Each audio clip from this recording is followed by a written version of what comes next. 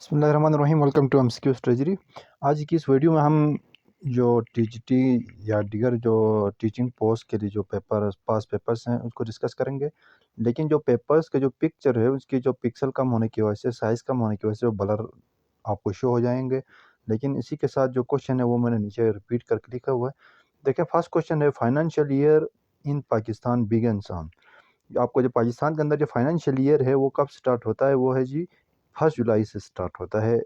ये क्वेश्चन आपकी एजुकेशन से रिलेटेड, एजुकेशन इन पाकिस्तान की जो बुक है उससे पूछ सकते हैं आपसे। क्वेश्चन नंबर सेकंड में है जी, the record of events which furnishes material for a history of school is called.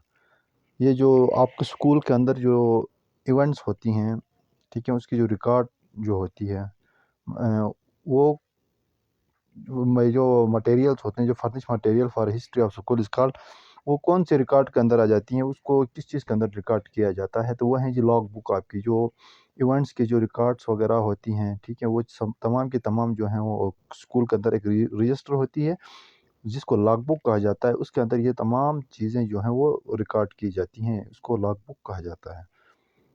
Third one is the record of financial transaction of the school is kept on.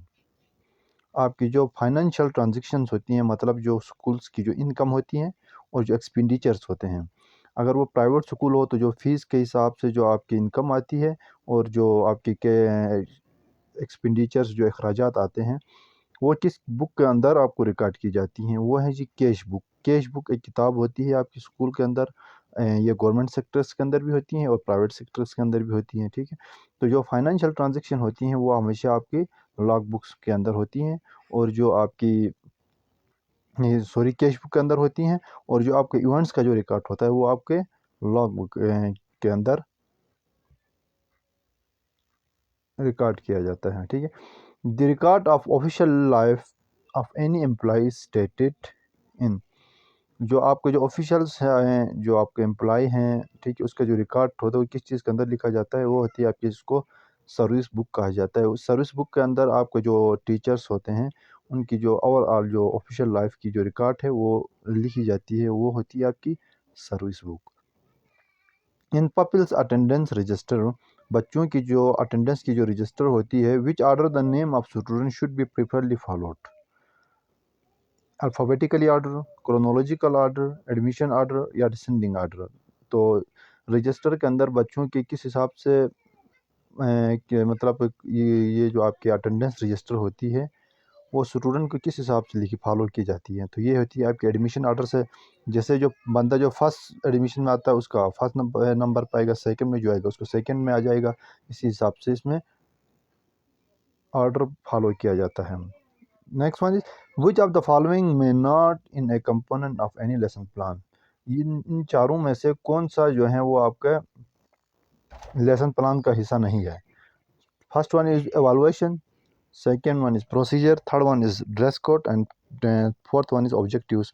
तो आपका जो lesson plan के अंदर एवालुएशन, procedure और objective तो सब के सब होते हैं, लेकिन आपका जो ड्रेस कोड है सेक्शन जो सी हैं ये आपके इंक्लूड नहीं है इसमें। तो इसका जो करेक्ट आंसर होगा वो होगा dress code. Next one, which of the following is more logically sequence of lesson implementation. जो लेसन इम्प्लीमेंटेशन की जो सीक्वेंस कौन सा है, तो यहाँ पर जो है वो आपका फर्स्ट वन जो है सबसे पहले मोटिवेशन है, इसके बाद इंट्रैक्शन है, फिर लर्निंग है, और इसके आखिर में असेसमेंट होती है। अच्छा, नेक्स्ट वन है जी, which of the following is advantage of use of ICT tool in education. ICT जो आपके जो टेक्नोलॉजी के इस्तेमाल से आपके क्लासरूम के अंदर, आपके एजुकेशन के अंदर क्या एडवांटेजेस हैं, ठीक है। तो वन है ये, setting up the devices can be very, ठीक है। सेकंड है, this are too expensive to afford, it is hard for teachers to use with the lack of experience using ICT tools. Image can easily be use in teaching and improving the retentive memory of student. तो यहाँ पर correct answer जो है वो D है। Students के अंदर, education के अंदर ये फ़ायदा होता है कि आपके जो images can easily be used in teaching and improving the retentive memory of student. जो इमेजेस होती हैं उनको देखकर जो बच्चे होते हैं वो इजीली चीज़ों को पिक करते हैं, तो स्टूडेंट्स की जो मेमोरी की जो रिटेंटिव होती है वो इम्प्रूव होती है आईसीटी के यूज़ से। नेक्स्ट वन है जी, which of the following is not a method of assessment? Roll call, observation, checklist, questions. तो ये ऑब्जर्वेशन जो है वो आपकी टीचिंग जो मेथड असेसमेंट मेथड है। चेकलिस्ट भी आपका असेसमेंट मेथड है, क्वेश्चनिंग भी आपका असेसमेंट मेथड है, लेकिन जो रूल कॉल है ये आपका असेसमेंट मेथड ऑफ असेसमेंट नहीं है। तो जो करेक्ट आंसर है वो ए है। Which of the following is not a step of classroom assessment? Planning, parental meeting, monitoring, evaluation. Correct answer है parental meeting. Set is an example of dash assessment. जो आपका जो सेट एग्जांपल है जिसको स्कोलेटिक aptitude test कहा जाता है, वो किस चीज़ का एग्जांपल है? वो है जी आपका समेटिव। समेटिव कहते हैं after the end of session के अंदर जो असेसमेंट की जाती है उसको समेटिव कहा जाता है। अब सेट असेसमेंट क्या है वो हम पर ज़रा पढ़ते हैं। जो सेट असेसमेंट है इसको स्कोलेटिक एप्टीट्यूड टेस्ट कहा जाता है। ये अराउंड ऑफ आवर 90 ईयर्स, ये 90 साल पुरानी है। The first set was introduced in 1926 at the time of set stood for scholastic aptitude test was an assessment that was designed to evaluate students college specific skills. जो बच्चे के अंदर जो खास स्किल्स होती हैं इसको एवालुएट या उसको चेक किया जाता था। बच्चों के जो स्किल्स हैं उसको स्पेसिफिक जो स्किल्स होती हैं इस टेस्ट के ज़रिए। अब समेटिव असेसमेंट के एग्जांपल क्या? समेटिव तो आपको पता होगा कि समेटिव जो है वो एंड ऑफ टर्म या एंड ऑफ सेशन जो आपके टेस्ट होती हैं, जैसे हमारे स्कूल में जो लास्ट जो फाइनल एग्ज़ाम होते हैं उसको हम समेटिव असेसमेंट कहते हैं। अब फार्मेटिव असेसमेंट भी है। फार्मेटिव असेसमेंट क्या होती हैं? वो डेली बेसिस पे हो सकती हैं, वो वीकली बेसिस पे हो सकती हैं, ठीक है। वो एंड ऑफ द क्लास हो सकती हैं, एंड ऑफ द चैप्टर हो सकती है, मतलब एंड ऑफ द डे जो है जो टेस्ट लिया जाता है उसको हम फार्मेटिव असेसमेंट कहा जाता है।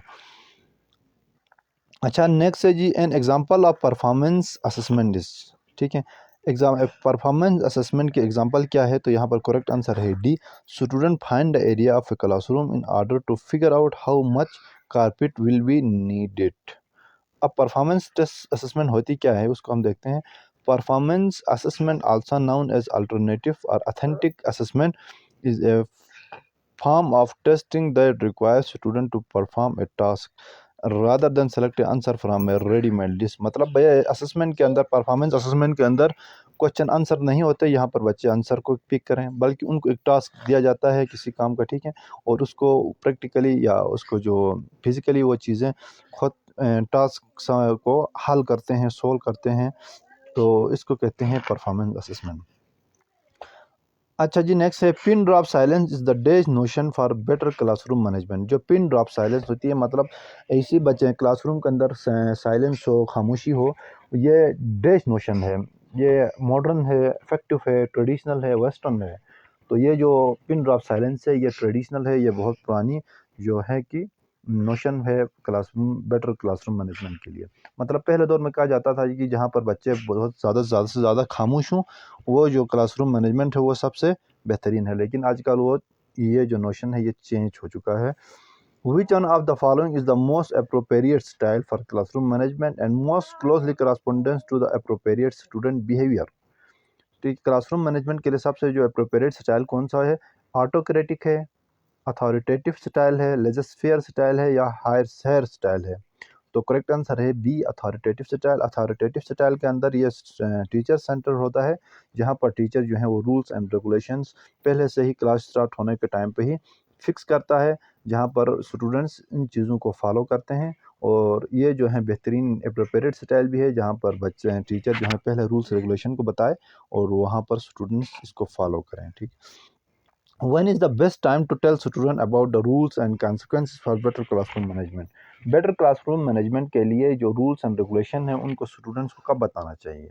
On the very first day, with the passage of time, as and when required, during the break recess, या ब्रेक या रेसेस के टाइम बताना चाहिए। तो ये है जो करेक्ट आंसर है A, on the very first day. जो बच्चों का जो फर्स्ट डे होता है क्लास के अंदर, उसी दिन ही बच्चों को रूल्स एंड रेगुलेशन सेट की जानी चाहिए और उसी हिसाब से क्लासरूम मैनेजमेंट जो है वो बेहतर होगी।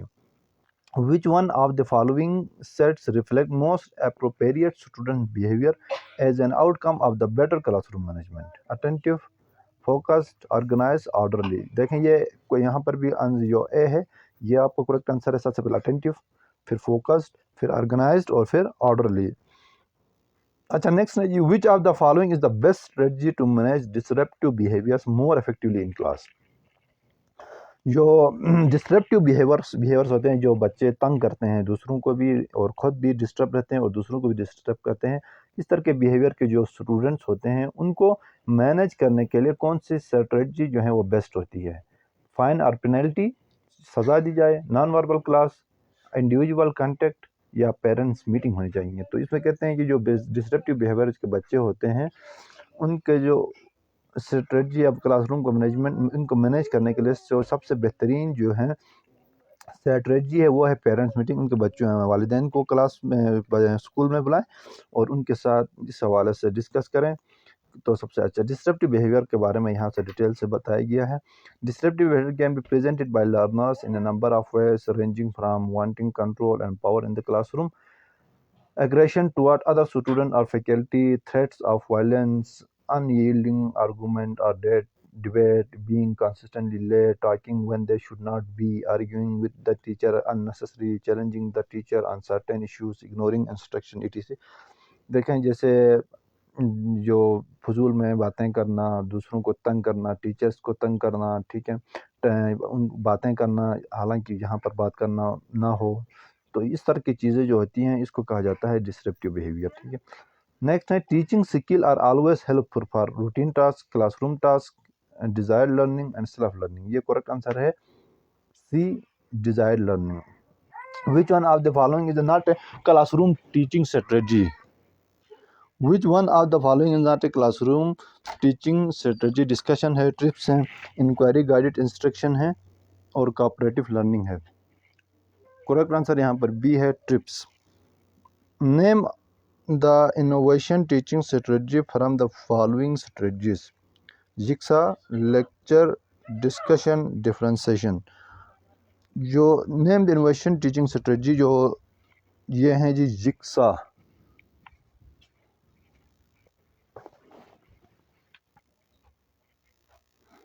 Which of the following is included in teaching skills: academic knowledge, presentation style, numeracy, zip? Correct answer है प्रेजेंटेशन स्टाइल जो है वो आपकी टीचिंग स्किल्स हैं। 34 the basic purpose of classroom management is to, जो बेसिक जो पर्पस है classroom management को क्या है? तो ये है करेक्ट आंसर है B, gain the maintain student cooperation and promote learning. Which of the following may not be component of any lesson plan? इनमें से जो सी है ड्रेस कोड है वो जो लेसन प्लान के हिस्से नहीं है, बाकी जो तीन है ये आपके लेसन प्लान के हिस्सा है। ठीक, thank you very much for watching this video. ये थे जो टीचिंग जो इससे पहले जो पास पेपर्स से वहाँ सब क्वेश्चन उठाकर मैंने ये वीडियो बनाई है। मज़ीद इस तरह की वीडियोस के लिए सारे चैनल को सब्सक्राइब कीजिए और शेयर कीजिएगा वीडियो को, ताकि आपके दोस्त जो आपके जो कैंडिडेट्स हैं डिफरेंट वो भी फ़ायदा हासिल कर सकें। तो MCQ स्ट्रेटजी को सब्सक्राइब ज़रूर कीजिए ताकि जैसे मैं न्यू वीडियो अपलोड करूँ आप तक आसानी से पहुँच सके। Thank you very much. Allah हाफिज़।